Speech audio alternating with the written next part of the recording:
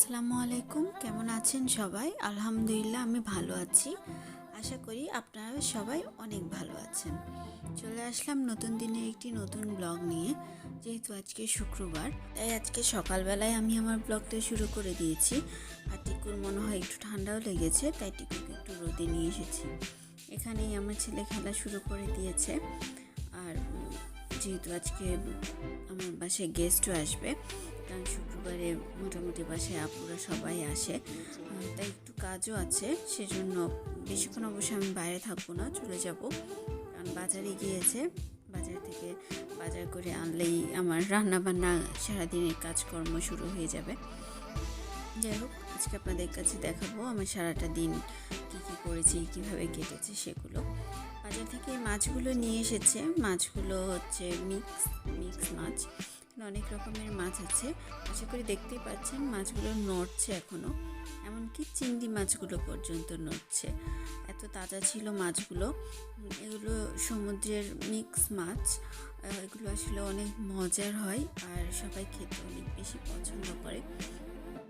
সবাই খুব পছন্দ করে এই মাছগুলো। আর আমার হাজব্যান্ড একটু আগে ছাদ থেকে আমার জন্য শাক, শিম, কাঁচামরিচ এগুলো পেরে নিয়ে এসেছে। এগুলো রান্না করব আজকে, মাছগুলো রান্না করব, সবজিগুলো রান্না করব। আর এগুলো রান্না করতে করতে আপনাদের সাথে একটা খুব ইম্পর্টেন্ট বিষয় নিয়ে আজকে আলোচনা করব।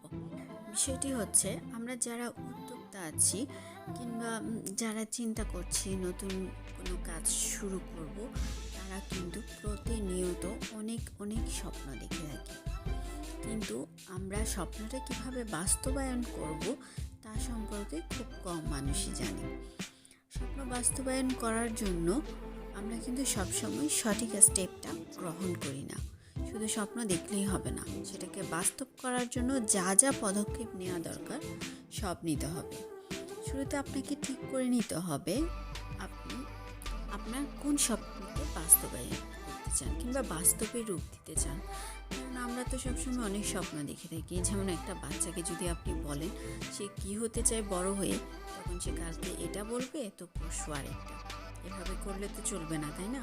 একটা স্বপ্নকে আপনার বাস্তবে রূপ দিতে হবে। আপনি তো একসাথে ডাক্তার, ইঞ্জিনিয়ার সব কিছু হয়ে যেতে পারবেন না। তাই কোন স্বপ্নটাকে আপনি বাস্তবে রূপ দিতে চান সেটা আপনাকে সিলেক্ট করে নিতে হবে। আমি কিন্তু একটু আগে যে মাছগুলো আপনাদেরকে দেখিয়েছিলাম সেগুলো এখন কাটছি। সাধারণত আমি মাছ কাটি না, কিন্তু আজকে মাছগুলো কাটতে খুব ইচ্ছে হচ্ছিল আমার, কারণ মাছগুলো খুবই তাজা ছিল, তাই মাছগুলো কাটছি। আশা করি দেখে বুঝতে পারছেন চিংড়ি মাছগুলো এখনও নড়াচড়া করছে। যেগুলো বটি দিয়ে কাটা দরকার সেগুলো বটি দিয়ে কাটছে, আর এগুলো আমি হাত দিয়ে করে নিচ্ছি, কারণ এগুলো হাত দিয়েই কেটে নেওয়া যায় চিংড়ি মাছগুলো।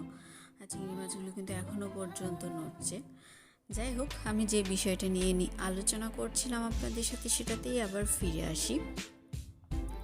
আসলে আপনি আপনার যে স্বপ্নটিকে বাস্তবে রূপ দিতে চান সেটিকে আপনি প্রথমে কাগজে কলমে ডেডলাইন সেট করে লিখে রাখুন।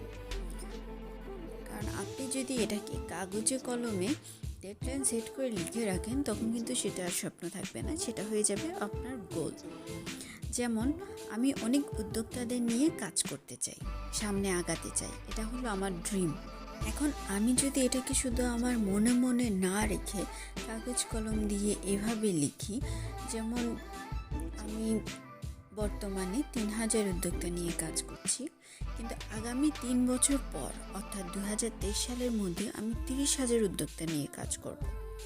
যখন এই সংখ্যাগুলো আমি ফিক্সড করে লিখে ফেলবো, যেমন 2023 সালের মধ্যে 30,000 উদ্যোক্তা, তখন কিন্তু এটা শুধুমাত্র আমার স্বপ্ন থাকবে না, এটা হয়ে যাবে আমার গোল বা লক্ষ্য।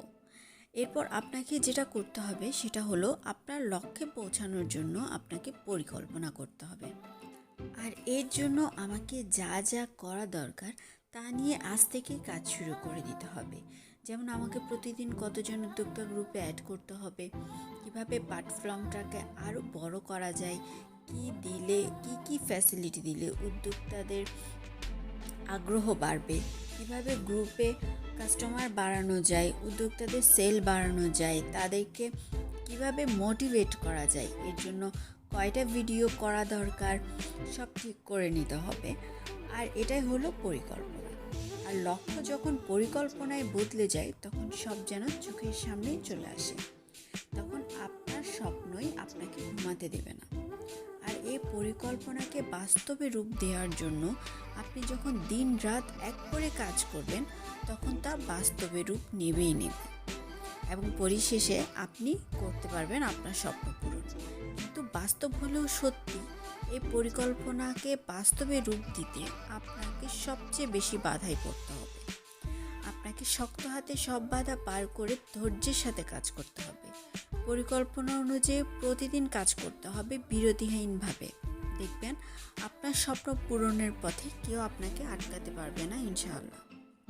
আর সবচেয়ে ইম্পর্ট্যান্ট কথা, নিজেকে নিজের কমফোর্ট জোন থেকে বের করে আনুন। আর যে কাজগুলো করতে ইচ্ছা করে না, যে কাজগুলো করতে পরিশ্রম বেশি হয়, দেখবেন এগুলোই কিন্তু মূলত কাজের কাজ। কারণ আমরা পরিশ্রম একটু কমই করতে চাই, যে কাজটা সহজ সেটাই খুঁজে বের করি আর সেটাই করতে চাই। কিন্তু না, যে কাজটা একটু কঠিন হবে, যে কাজটাতে পরিশ্রম বেশি হবে, দেখবেন ওইটাই কিন্তু মূলত প্রয়োজনীয় কাজ থাকে, আর সেটাই আমরা বাদ দিতে চেষ্টা করি।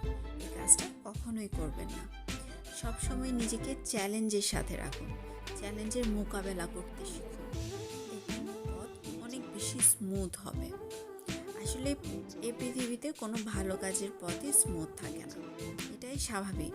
খারাপ কাজ করার জন্য আপনাকে সাহায্য করতে বের হবে অনেক মানুষ, কিন্তু আপনি যখন ভালো কাজ করতে যাবেন খুব কম মানুষকেই আপনার পেছনে পাবেন।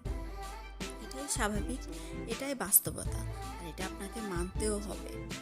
এরপরও নিজেকে গড়ে তোলার জন্য, নিজের স্বপ্নকে গড়ে তোলার জন্য, নিজের স্বপ্নকে বাস্তব করার জন্য নিজেকে নিজের কমফোর্ট জোন থেকে বের করে নিয়ে আসুন। অনেক কথা বলে ফেলেছি, এখন একটু রান্না বান্নায় চলে আসি। আমার মাছ কাটাও শেষ হয়ে গেছে, আর যে ছোট ছোট চিংড়ি মাছগুলো ছিল সেগুলো দিয়ে আমি শিমগুলো রান্না করেছি, সাথে রান্না করেছি মটর পনির। আর এই মটর পনিরটা আমার খুবই প্রিয় একটি খাবার, অসম্ভব প্রিয় একটি খাবার। আর এটা রেসিপিটা আমি আপনাদের জন্য আলাদা করে ভিডিও রেডি করে দেখাবো, ব্লগ করে রেডি করব এটার রেসিপিটা।